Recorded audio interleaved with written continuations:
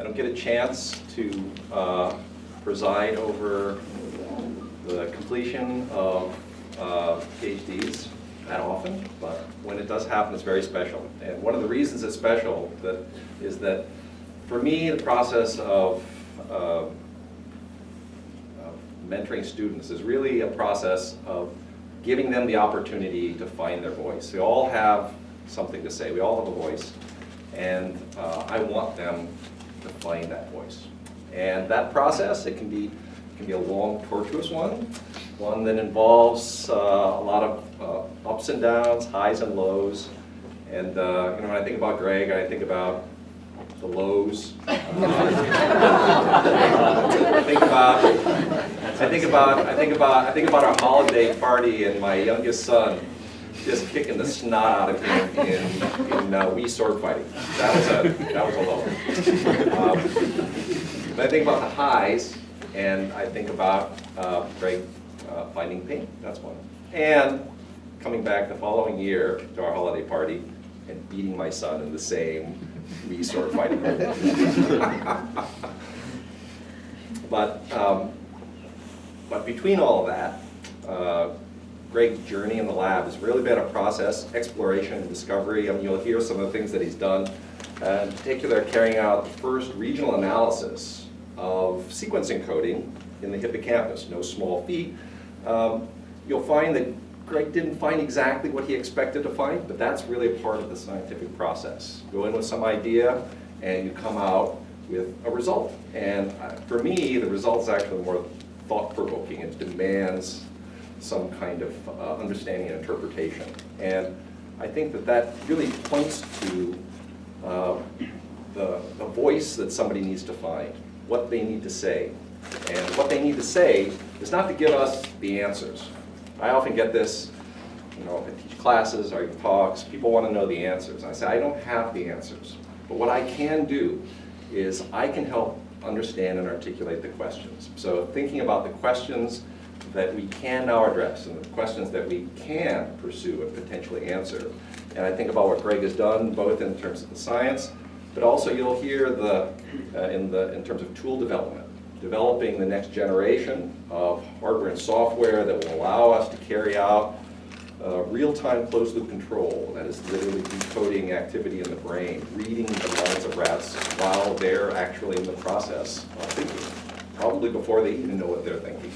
And that task, the task of developing those systems, will allow us to pursue these questions. It will empower the next generation and give them a voice. And I also think about Greg and what he's done, his mentorship of other students, of those in the next generation, giving them the opportunity to express and find their voice.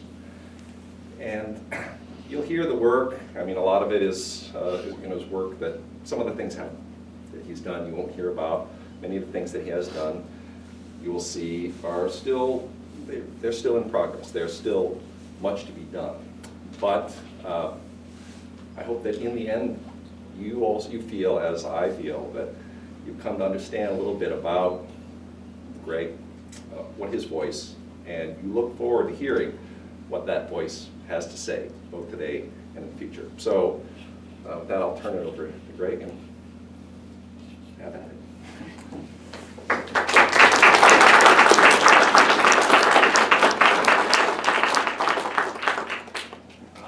Thanks for that introduction. I remember being beaten by your son, and that was indeed a low point. And then, like every major comeback story, there's romance involved, and then the eventual conquest. I went through that, and here I am.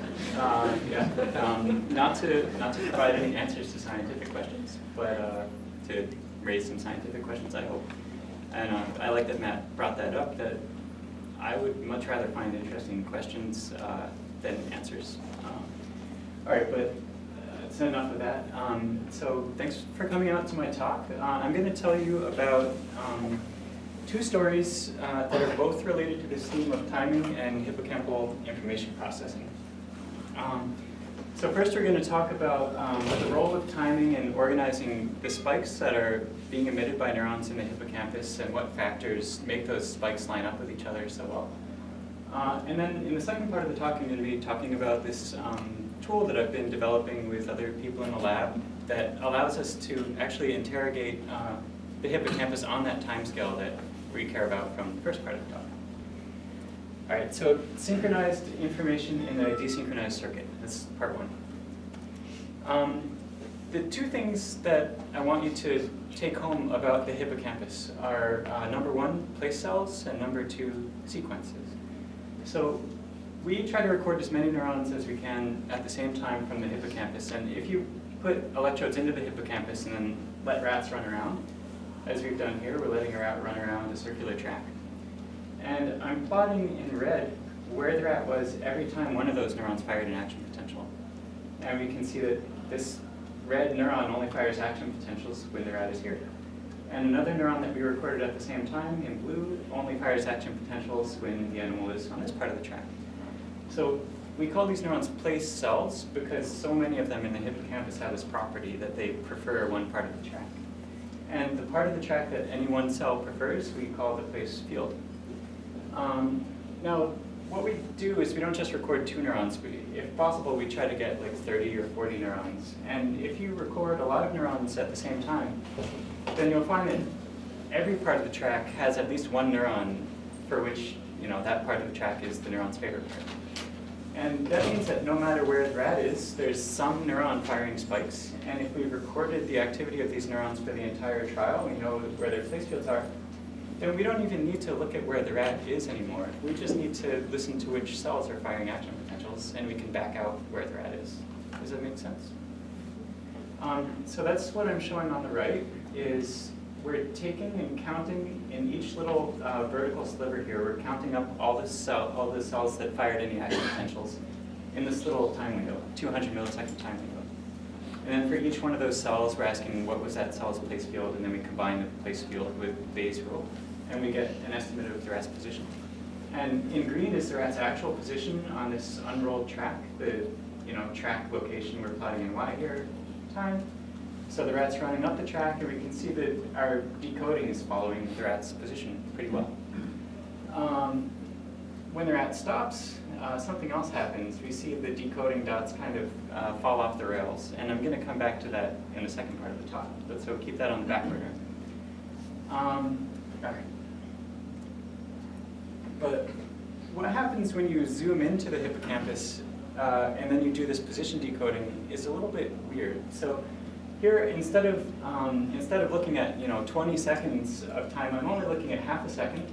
And here I'm plotting the spikes from 4 individual place cells, and I've sorted them by where on the track they like to fire their spikes. Here's the rat's position. And what we see happening is that the cells aren't just locking to the rat's position, they sort of run out ahead of the rat's position. It's very surprising. Now, in addition to recording action potentials in the hippocampus, we're also recording the local field potential, which is kind of a spatially summated average of the activity of all of the somas and all the dendrites kind of moshed together. And when you do that, you see a really prominent oscillation, brainwave, called the theta rhythm. It's present no matter where you put an electrode in the hippocampus and in lots of other parts of cortex that are connected to the hippocampus. And what you'll see if you measure these spikes and the theta oscillation at the same time is for every cycle of the theta oscillation, we get a bracket of these spikes that start where the animal is, and then they trace out ahead of the animal. So if I draw the decoded position behind that, you can see the population summary. But I like to look at this slightly different way. So here's the same data, but I'm showing you time on a time axis, and you're going to see a track, this kind of curved S-shaped track. The rat is here, he's this white dot. And our estimate of where the rat is at any point in time is going to be animated. Okay, so here's our rat. And we can see that the place cells aren't staying right on him. They're sweeping out ahead of him. And this is slowed down about 20 times. So that's what allows us to actually see these sequences. If I were playing this back 1-to-1, this would be too fast to see. You can see that there's some weird stuff. The sequences don't always sweep out ahead. Sometimes they kind of go backwards and then forwards.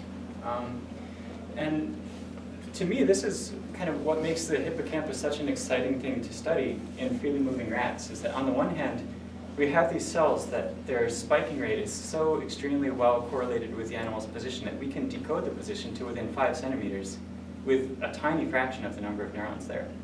And it kind of looks like the hippocampus is being a GPS and reporting out exactly where the rat is. So we figured out what these cells do. They tell the rat where he is. But at the same time, if you zoom in time, there's all sorts of wacky stuff going on, not nice properties at all for a GPS. The position estimate is swinging all over the place.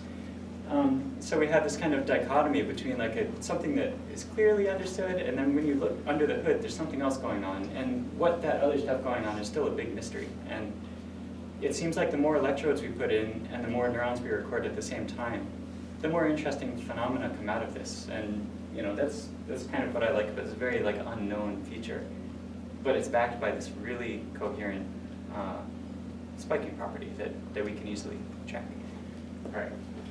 So that's all lovely, but Thanos Theopis and Eugene Lupinovs, old students of maths now at Caltech, discovered something that kind of throws a wrench in the story, potentially. And that is that if you record theta from 3 different positions in the part of the hippocampus that we're focused on, CA1 is where we find so many place cells that we're recording. It was thought that theta is kind of this coherent clock that's synchronized throughout all of CA1, but it turns out that that's not true if you measure carefully. 3 different electrodes will show you 3 different oscillations with 3 different time offsets. If you put more than 3 electrodes, so here Thanos and Eugene put 32 electrodes in a grid over the hippocampus. We're looking from the top. And what you can see is that they are anything but synchronized. In fact, they form a traveling wave. So there's this extremely reliable pattern of phase offsets that makes this kind of excitation sweeping wave from one end of the hippocampus to the other end of the hippocampus. So remember I told you a couple slides ago that we get one theta sequence per theta cycle. But the theta cycle is not synchronized everywhere. If you're moving 1 millimeter laterally in the hippocampus, then you're paying a penalty of 13 milliseconds of time offset. And so the hippocampus is about 10 centimeters long, so to get from one end to the other, it takes about 130 milliseconds. That's a full theta cycle. So we've completely scrambled the timing of all these cells that I told you are firing in such tight synchrony that could be potentially upsetting to someone that loves theta sequences. Yeah, so we want to know exactly what is the effect of the fact that theta is a traveling wave, not a synchronous oscillation, on theta sequences. Yeah, Thanos was not so dire as I am in this introduction about the meaning. In fact, he came up with an extremely clever model of what the impact of a traveling wave would be on theta sequences. And we can visualize it like this. Let's say we're recording lots of place cells from different parts of the hippocampus. We have some tetrodes in this red area, very medial, and tetrodes in this very lateral blue area. And we're plotting the theta sequences in a cartoon form up here. And what Thanos suggests is that because the lateral cells are kind of in a different time zone, they're experiencing a different oscillation, then everything that happens in those lateral cells is going to happen a bit later, including theta sequences. So theta sequences from the red cells will happen a little bit earlier, and the theta sequences from the blue cells happen a bit later, and everything in between. And then if you focus, imagine you're a downstream brain area, and you're somehow focusing on one specific theta phase, but you're sampling from the entire length of CA1. What would you see? The red cells would be encoding a part of the track that's kind of ahead of the rat. And the blue area cells would be encoding a part of the track that's where the rat is right now and everything in between. So what that is a topographical mapping. We've mapped environmental space from ahead of the rat to behind the rat into anatomical space. which is kind of interesting. There's so many other parts of the brain that do that. Somatosensory cortex, you have your somatosensory homunculus and you have motor homunculi. If the hippocampus is processing space, it seems like it would be interesting if there are topographical maps in the hippocampus as well. Right, so whether it's the case that there's a topographical mapping or theta sequences remain synchronized, we want to know the answer. So that's what this first project is all about. I wanted to actually test this hypothesis that Thanos put forward. And I literally followed this schematic. I tried to put as many electrodes as I can along the hippocampal long axis and record as many neurons as I can. And then just decode the theta sequences and ask, are they offset in time or are they synchronized? So here's a basic schematic of how that works. We have the rat's position in purple again. And then all these red dashes are coming from very medial electrodes, and the green dashes are coming from lateral electrodes.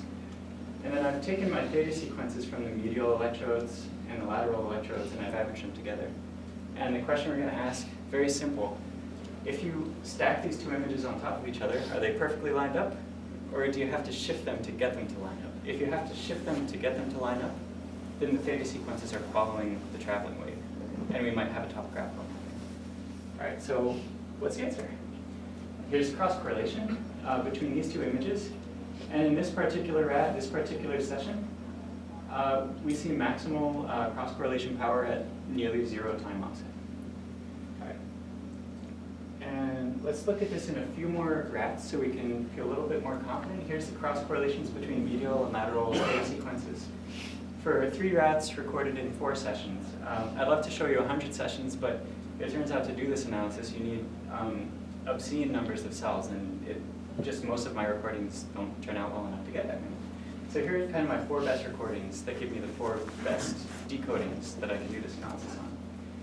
And what I'm plotting in black is an estimate of where the cross correlation is intercepting the x-axis. And in blue I'm plotting what would the expected offset be if theta sequences simply followed the traveling wave. And here I've plotted this again, and we can see that here's our traveling wave time offset from the LFT, and here's our time offset from the sequences. These are statistically significantly different from each other, and the sequences are not statistically significantly different from 0. So the conclusion that I draw here is that, in fact, I don't necessarily have a favorite. The topographical map hypothesis is what got me so excited to study this. But as Matt alluded to, I found something very different, that theta sequences are aligned. I've learned to love that result. All right. Position decoding is tricky. There's subtle issues. We wanted to look at this data another way. So here's another way of asking the same question. Instead of trying to combine all of the information from all of the neurons into theta sequences, let's just look at pairs of neurons, because the traveling wave hypothesis makes really concrete predictions about that we can measure. So here I'm showing you 3 neurons, and they each have 1 place field. And for each pair of neurons, we have 3 pieces of information. We can ask, how far apart were the place fields? And you can just kind of look at the plots to see that. Of course, we can quantify that too. And then we also know, if we zoom in on the spikes, how much fine timescale time offset is there between one spike train and the other spike train? So you say, how much do we have to shift this one on the theta timescale to get it to line up with this one? And the third piece of information we know is anatomically how far apart are these cells in this pair. And then we can simply regress out the effect of theta sequences, and we can ask, what is the effect of anatomical distance on timing offsets in pairs of cells?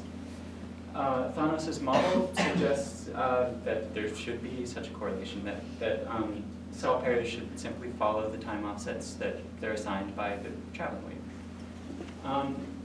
Well, yeah, that's not the hypothesis he's preferring us to, but that's the model that we're testing. And when we do this regression, what's plotted in blue is the relationship between the place fields and the time offset. So that's just theta sequences. And in red, we're plotting the relationship between anatomical distance and time offset. So that's the topographical map model.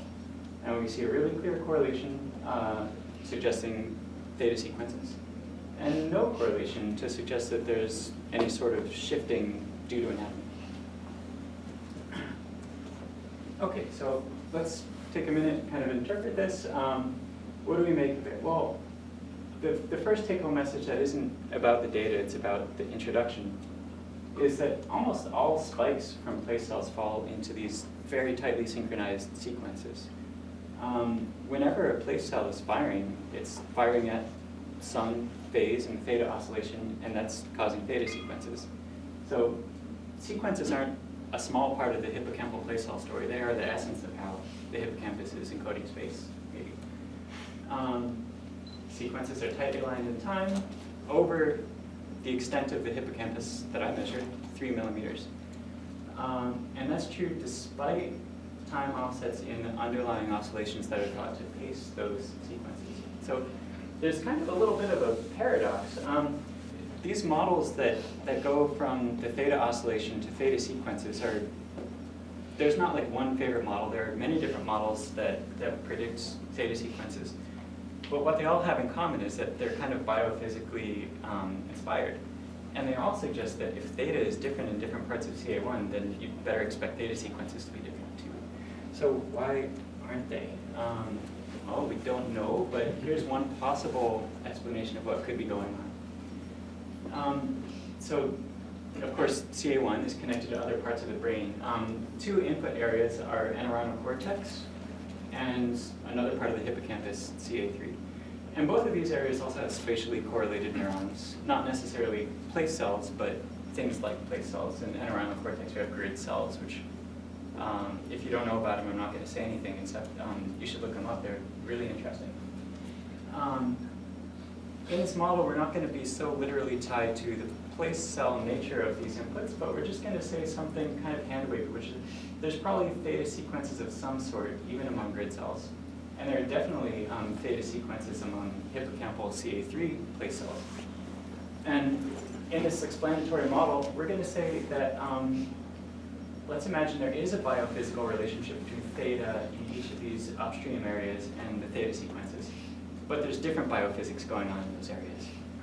So these areas have different theta phases, but their theta sequences are perfectly lined up.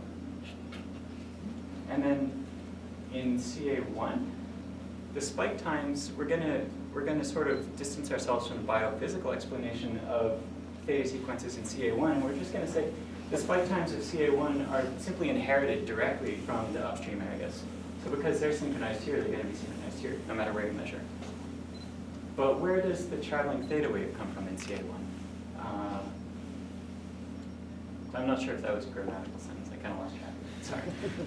Yeah, if you take two sine waves with the same frequency, but different phases, and you just add them together, you get a sine wave of the same frequency out, and a phase that's related to the phases of the two inputs. So in this model, and there's some anatomical evidence to suggest a variant of this, although not as literally as we're putting it here, but kind of in the spirit.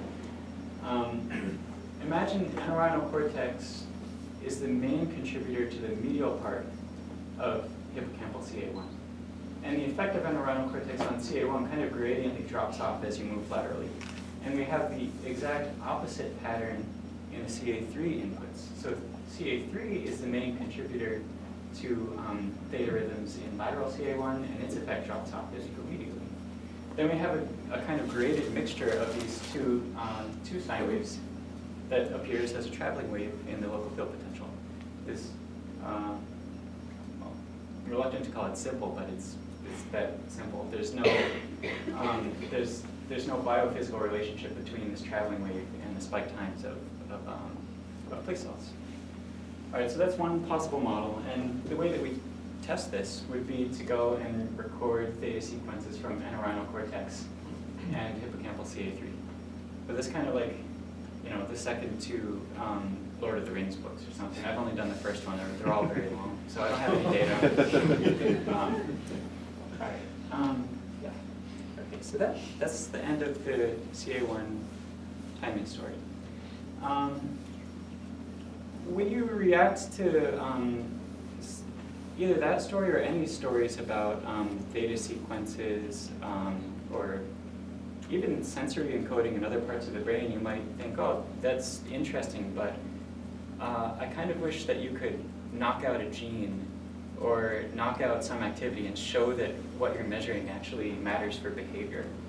And it's been very hard for us to do this kind of thing with theta sequences because there's no theta sequence gene.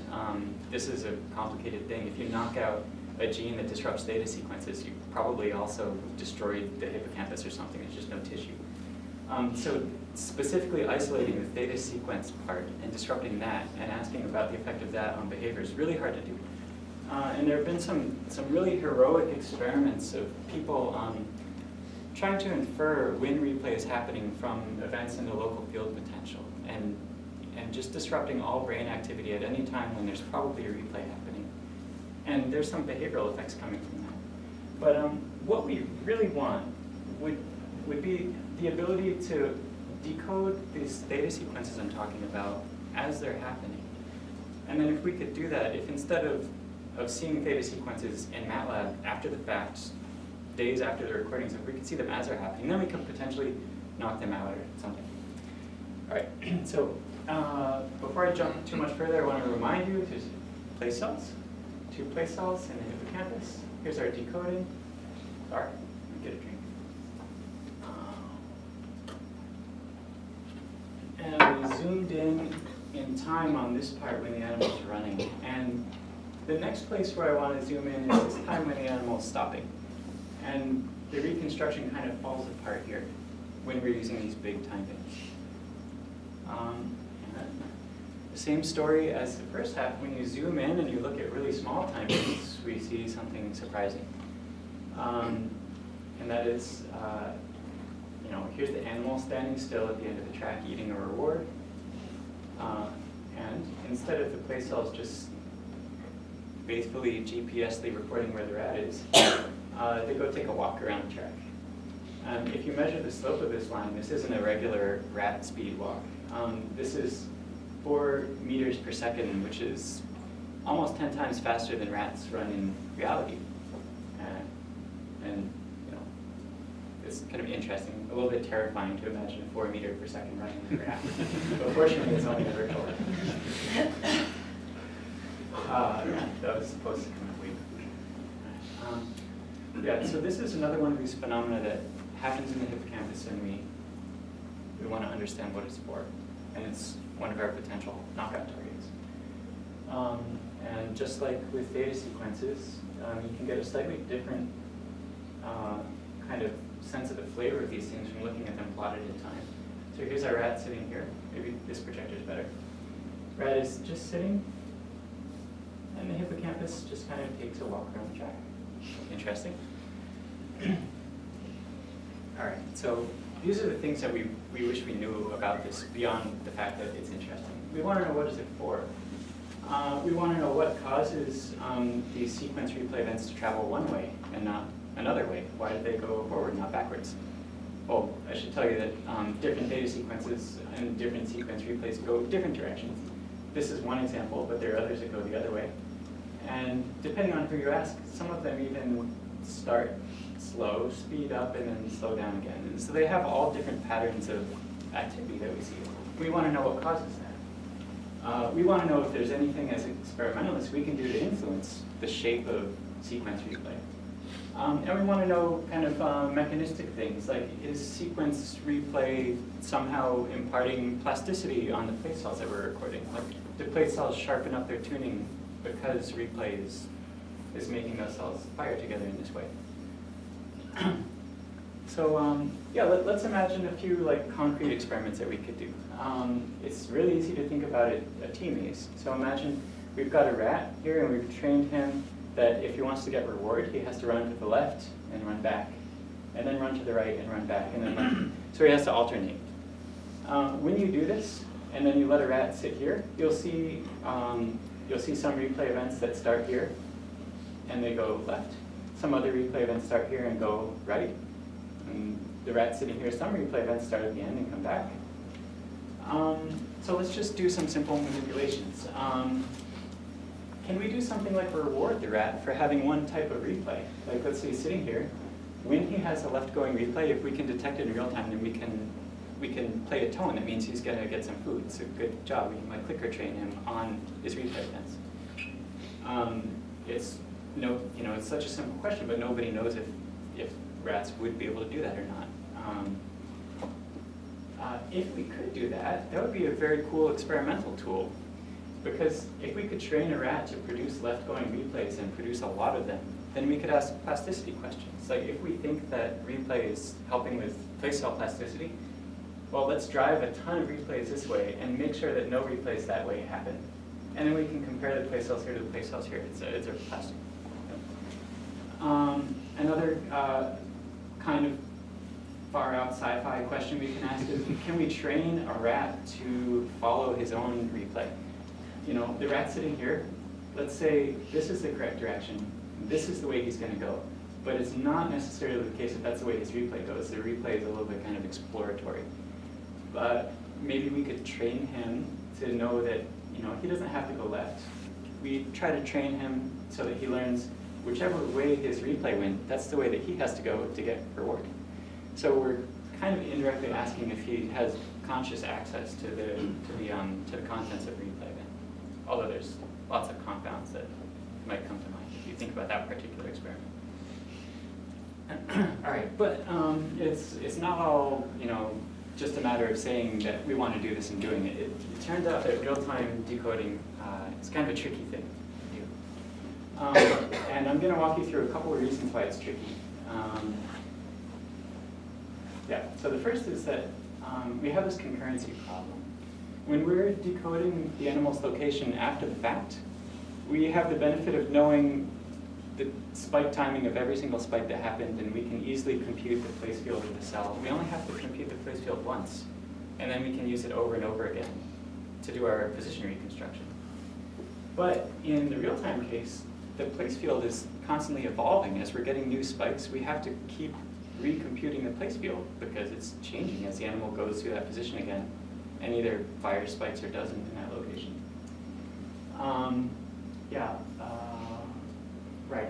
So we can't just like write a for loop and collect all the spikes from one tetrode and process them and then go to the next tetrode and process them, because by the time we process the first one, the experiment's over and it's too late to intervene. So we need to do this concurrently.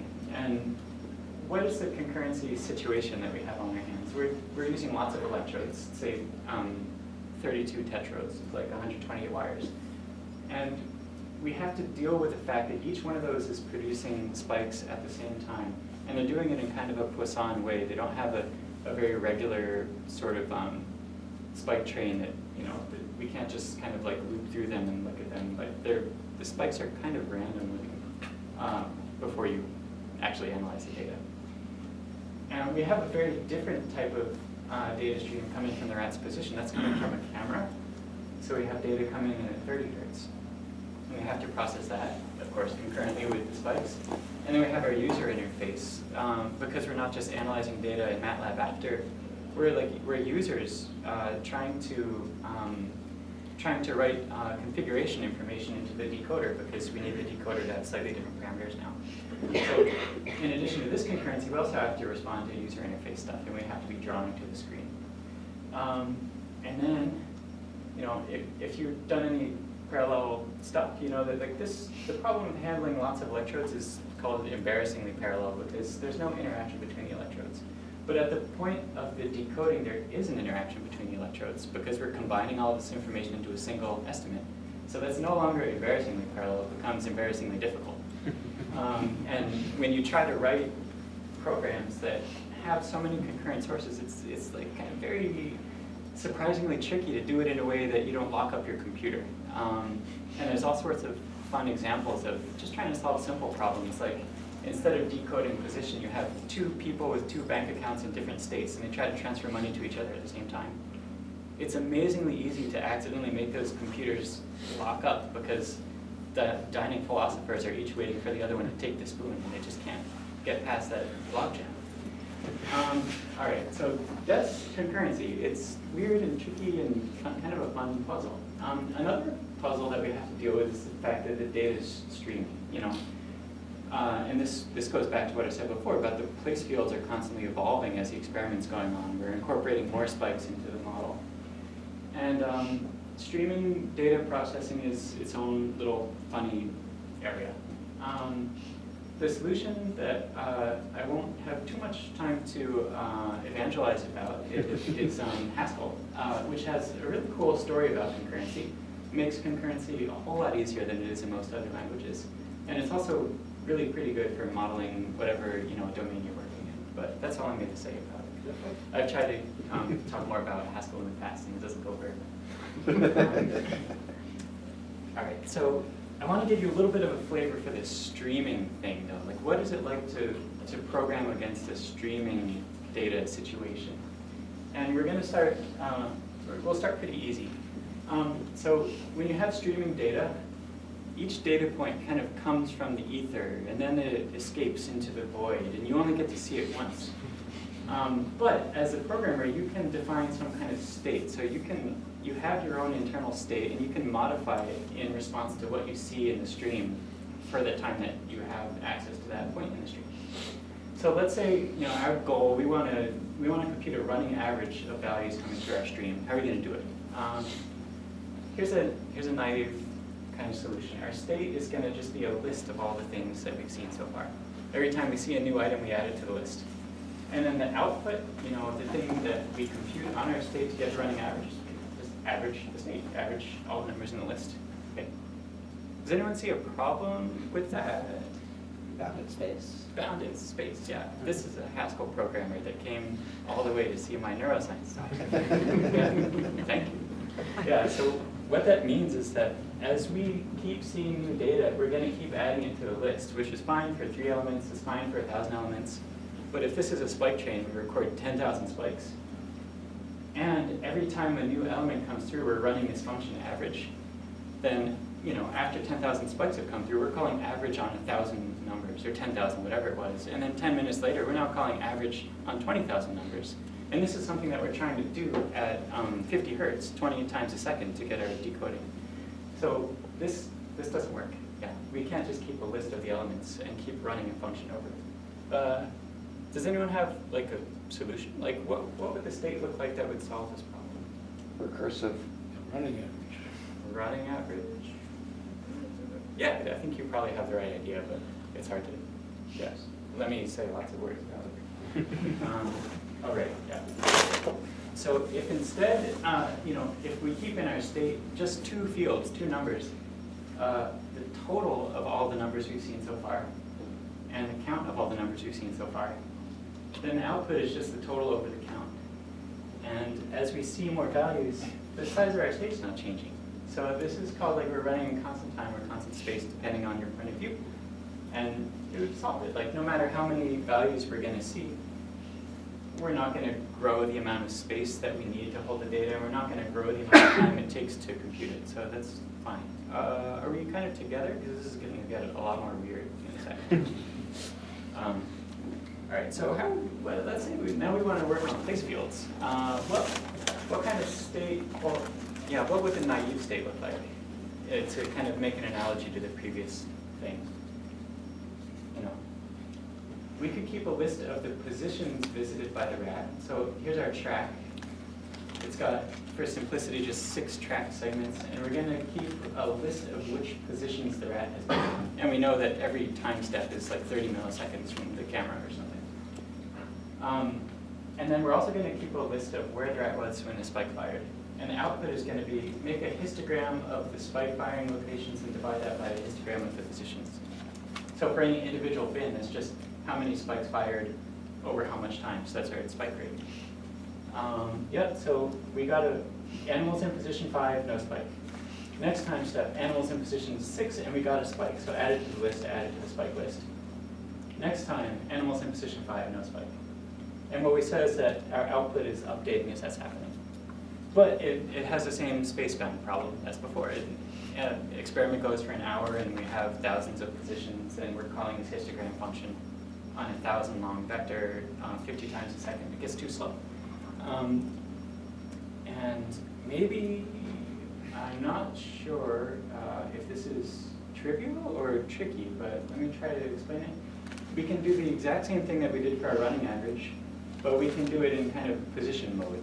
So our state, our constant space of the state is going to be a representation of the track, and we're just going to do our counting before. We're just going to update the count of how many times Rat was in each position, and count how many times he was in, how many spikes were fired in each position. And the output is spikes over time in the spike field over the position field. And well, as expected, like we're not growing our data set here, and we're not growing the amount of data we're computing here, so this is a constant space solution. And this would work. This would never run out of memory or space. You could record as long as you want this way. All right, so you keep playing that game, and you do it for everything. You do it for tracking how long the animal's been at what parts of the track, where the spikes were. Do that for all of the tetrodes, and you also do that for the Bayesian position reconstruction. And months later, implementation, we have kind of a working proof of concept. So here is that algorithm running at 50 steps per second. The monitor is only 30 steps a second, so it doesn't look that great. And it's recorded on a cell phone camera. But, yeah, so, and here's we saw the rat take half a lap, and this is our place field model for one particular neuron out of the 30 that we were recording in this data set. So I'm spooling the data off of the disk through the algorithm at the same timing that the algorithm would see if this were a full, working solution. And then, of course, the main question is, like, can you also do the decoding in real time? And the answer is yes. So here's our rat running, and we see, now he's standing still, and we see kind of, random, when he's running, the reconstruction stays right on him. And then we see, do it. Yeah, faded, or we saw a replay of it. Right. Yeah, so this was great news to me as a Haskell programmer, not knowing if lazy evaluation is going to kill the performance. I have no idea if this is going to be fast enough or not. But fortunately, it was. And if we do a head-to-head comparison of this real-time decoding algorithm against the same algorithm run offline, here's the results. So we can see in offline, reconstruction follows are as expected. Real time, of course we can do that. That's an easy target. Theta sequences are a harder target. Here they are, some very nice theta sequences decoded offline from the hippocampus.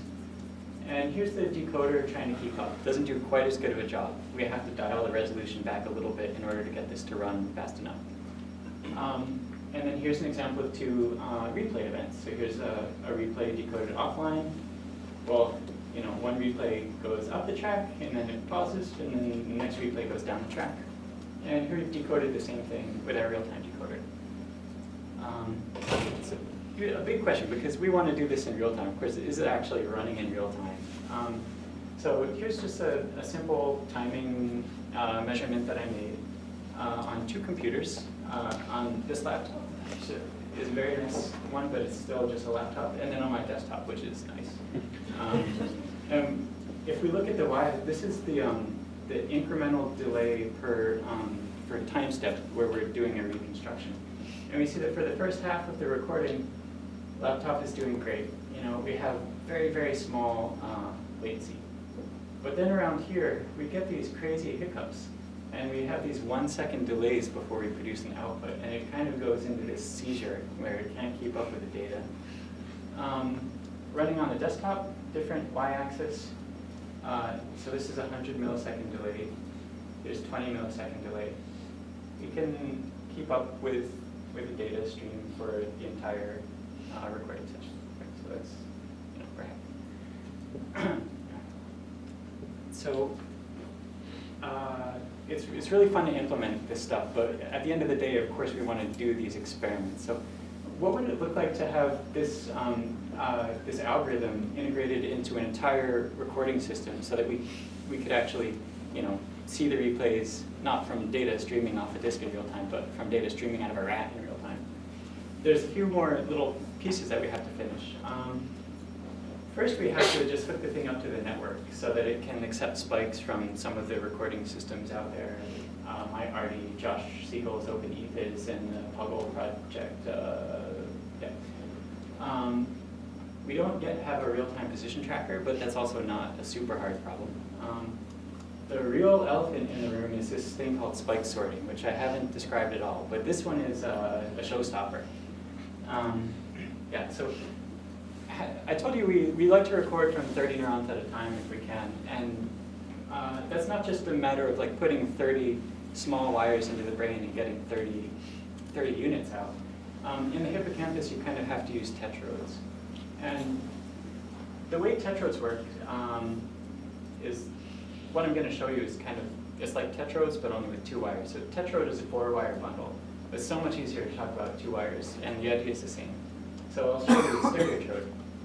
The way that tetrodes and stereotrodes work is you put them in the vicinity of several neurons, and then these neurons are firing spikes.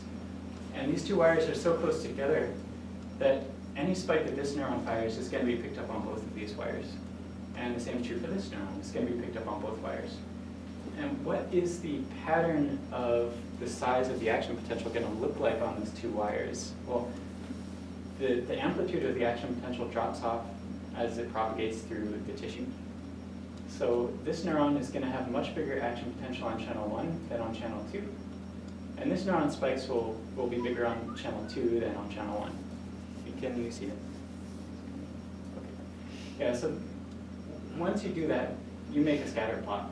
You plot every action potential in terms of its channel 2 amplitude and its channel 1 amplitude. And because the tetrode's not moving and the neurons aren't moving, the spikes tend to be like pretty homogeneous from any cell. And so they form clusters in this amplitude space. And if we're talking about the offline case, then we record the data, we take it, transfer it to other computer, and then we draw, by hand, we draw polygons around these dots. We don't use automated clustering, although there are great algorithms for that. Because of just the nature of the hippocampus, those algorithms are a little bit funny to work with. So we kind of, our own subjective cluster cutting has its own problems, but at least we can reason about it. Whereas with automated clustering algorithms, we feel a little uncomfortable to kind of let autopilot do this extremely important step in our processing pipeline of taking a bunch of spikes mashed together and saying that these spikes came from one neuron and these spikes came from another neuron. That's really important because we're about to measure the timing differences between these spikes.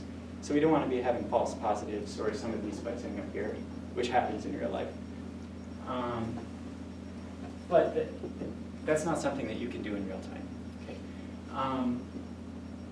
When we draw these polygons, we're clicking through many tetrodes.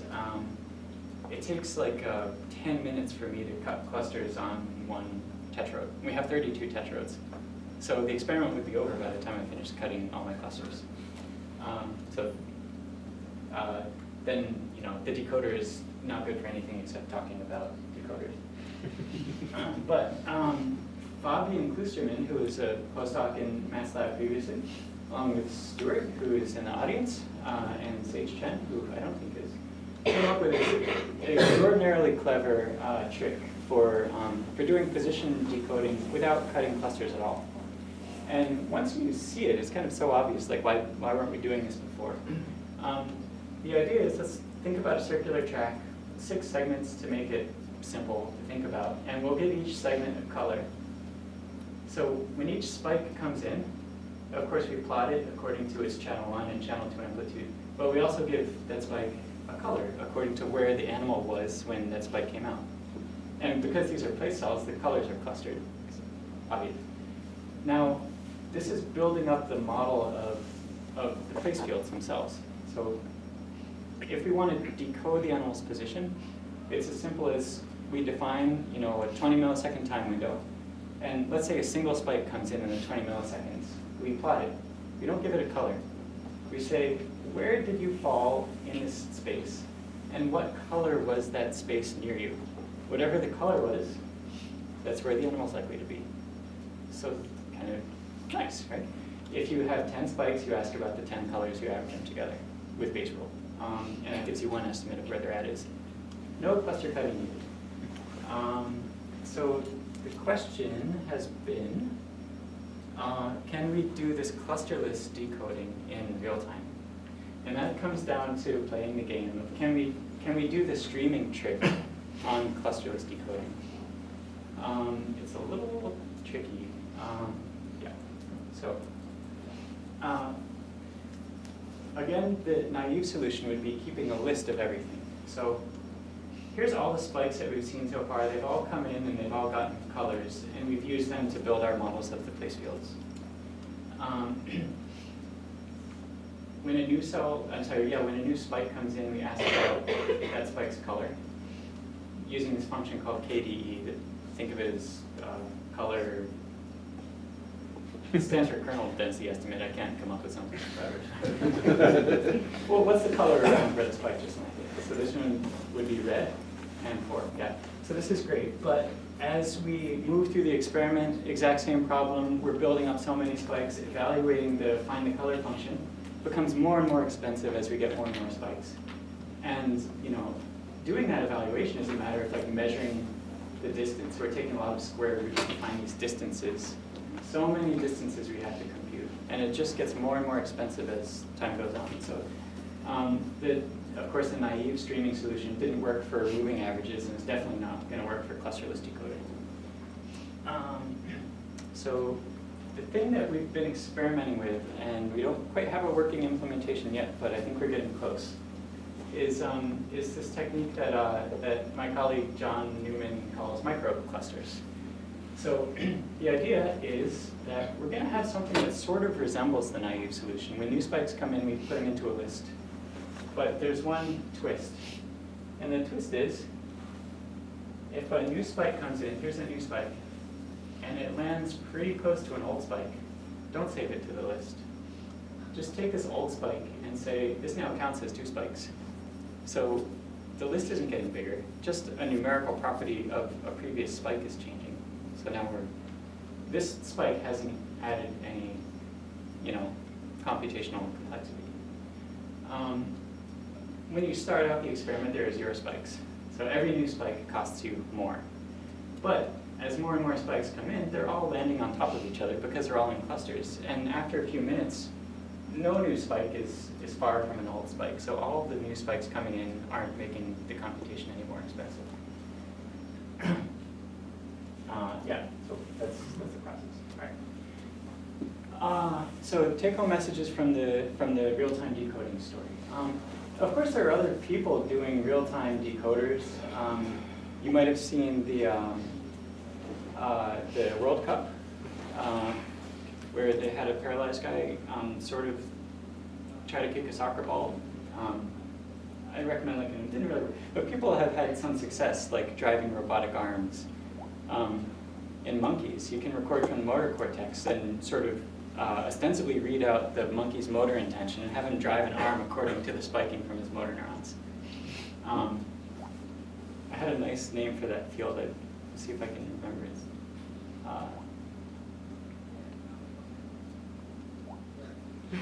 Yeah, maybe in the Q&A I'll remember. Right, but what all of these previous solutions have in common is they're focusing on kind of the initial view that I showed you of place cells. They're focusing on the GPS view.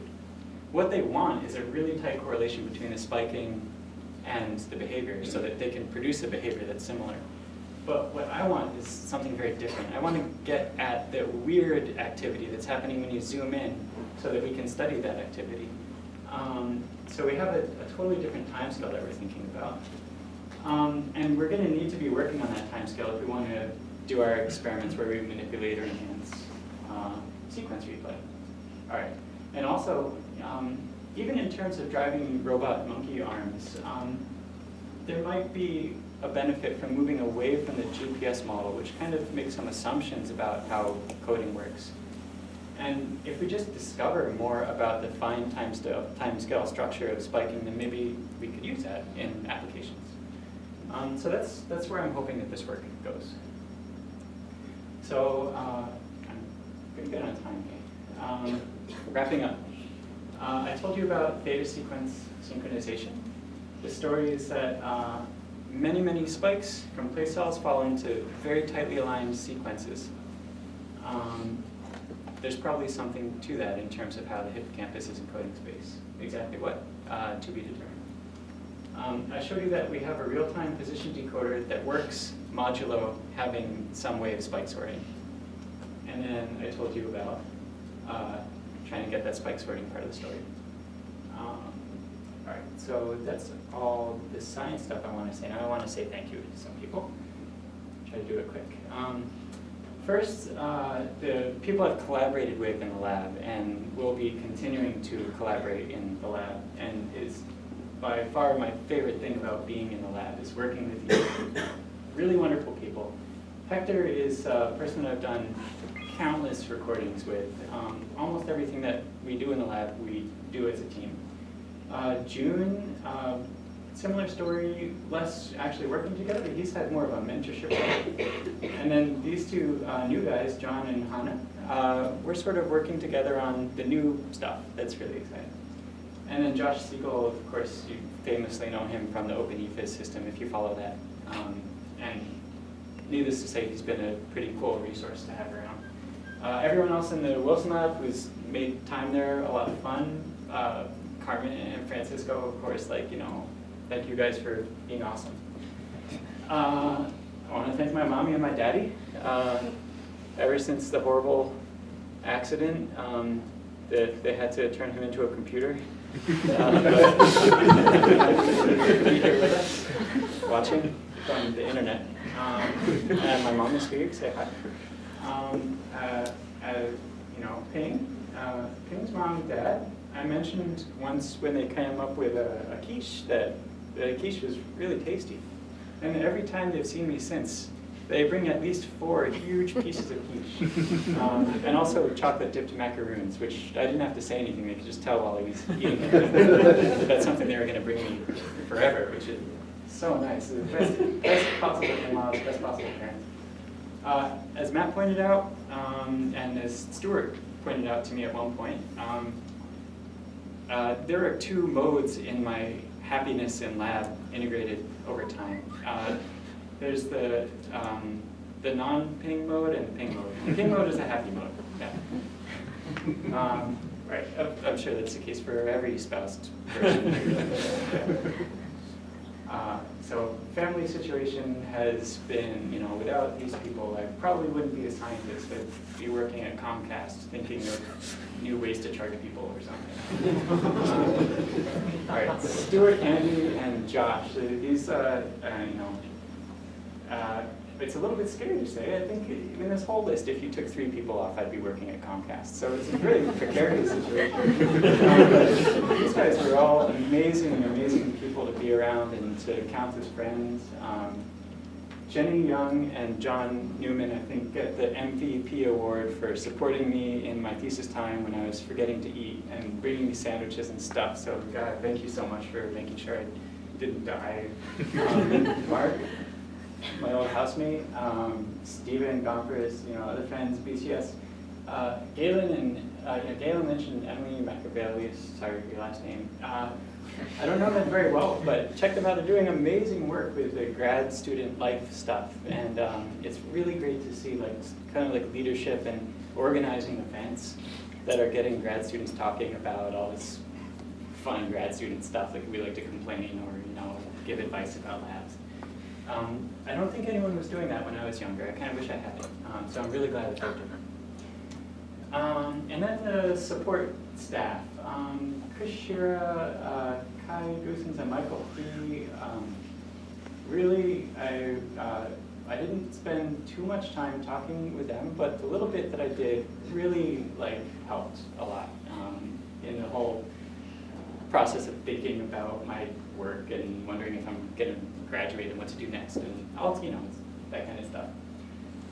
Louis Matzel, look him up. This is my undergrad advisor, and if I have a reputation for asking nasty questions at a talk, it's like I've directly, inherited that from Lou, who has papers published about how ridiculous the idea is that LTP is the substrate of learning and memory. So that's kind of like where I'm coming from spiritually.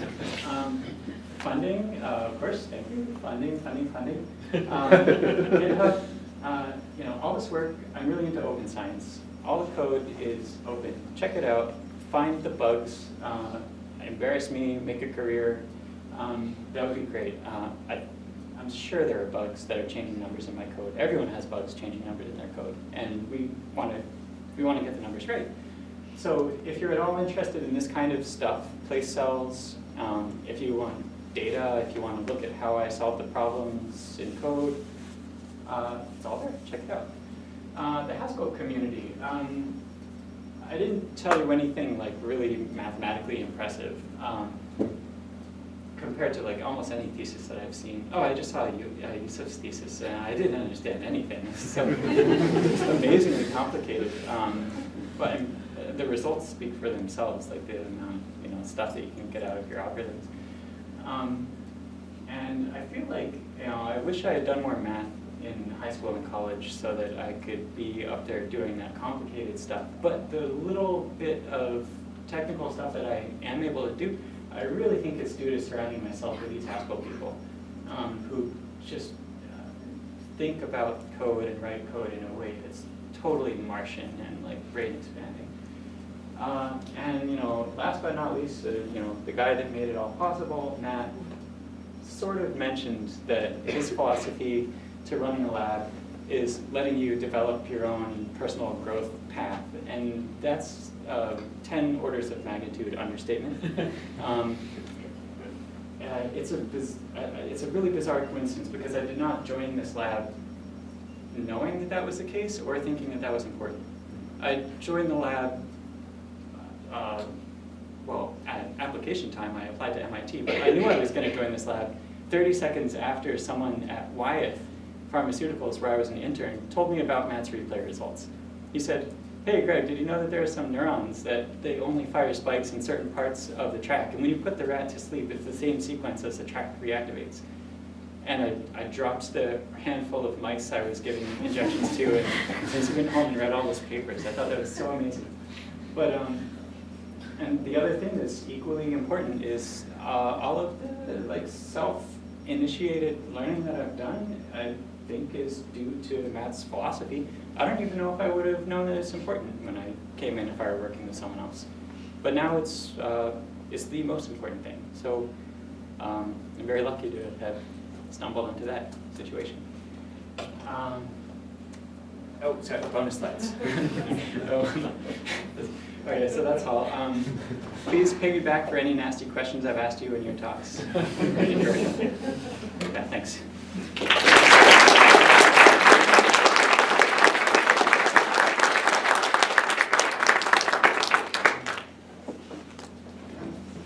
Sure. Yeah. Over the time scale of these trials, is there any learning going on in the place cells that your model needs to account for?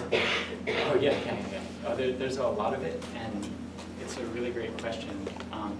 It needs to account for in terms of there'll be some artifacts if we don't, probably. And then if we could account for it, we could ask some more interesting questions. Like, what these cells code for changes somewhat as the animal's learning about the track. And it would be really nice to know, do different replay events use those different models as the animal's learning? That's something that we don't really have the resolution to ask, but it would be really interesting to get. Yeah. So when I joined Matt's lab, you talked to me about theta sequences, and sort of the operating assumption was that the theta sequences are driven by this tight relationship between the LFP and the spiking activity. And the first result you present sort of implies that the relationship between spike times and LFP is not tight. Right. So what does that do? Like, what does that do to theta sequence generation? And like, what does that mean? Like, what does theta mean? Yeah. I actually missed this point when I was on this slide. The consequence of the fact that there's different contributions from anorhinal cortex and CA3 potentially at different parts of the mediolateral axis is that different phases of spiking in CA1 are going to be differentially accounted for by those input areas.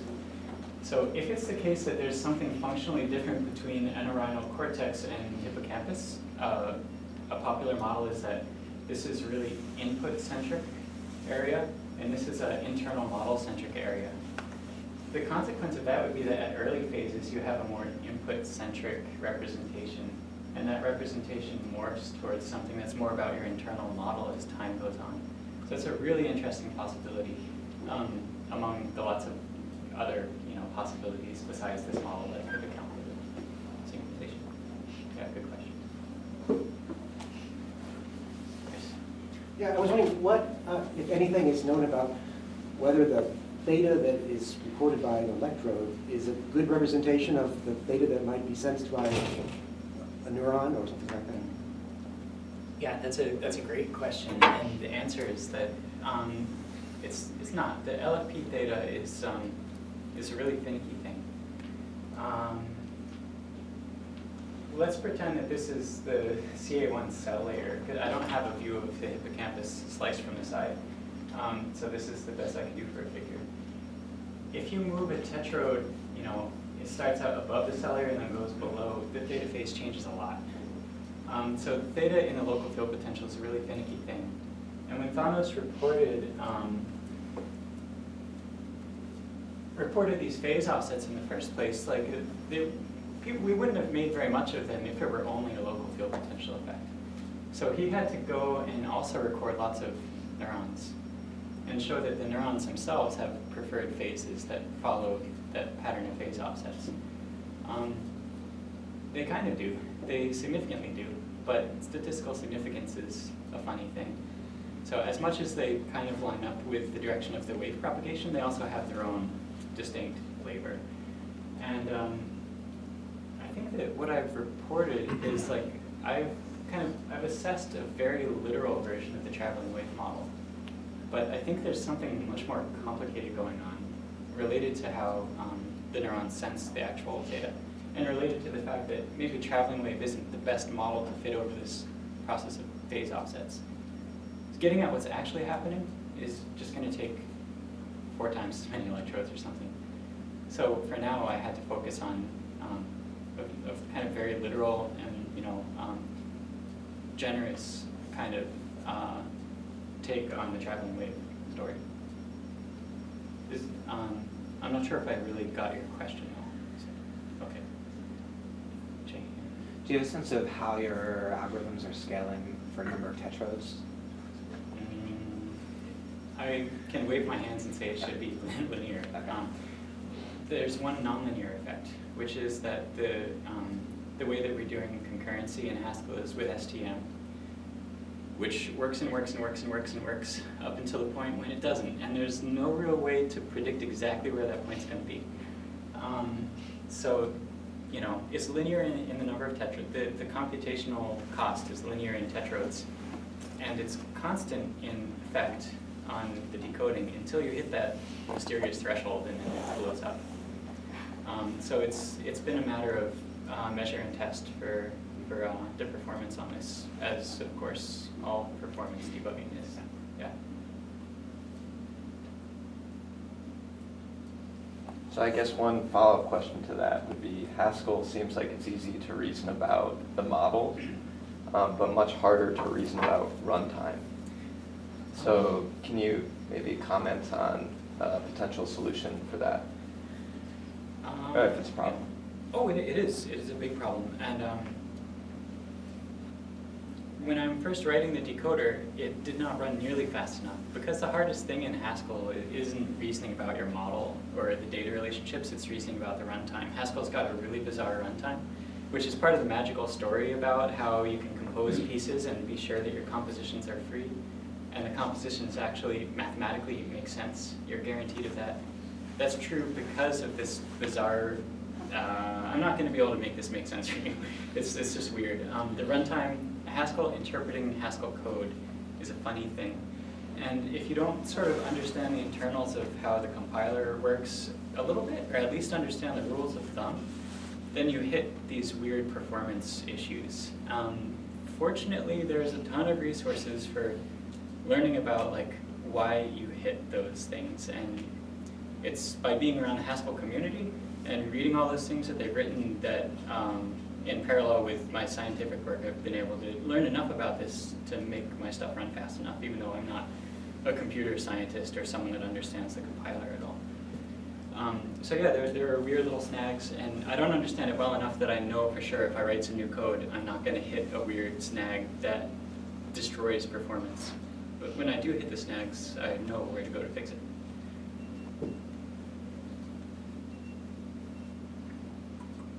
All right, so this obviously isn't commonly advertised, but in BCS, if you don't pass your internal review, they feed you to alligators. So if I don't see you, know that I love you all. Just been nice.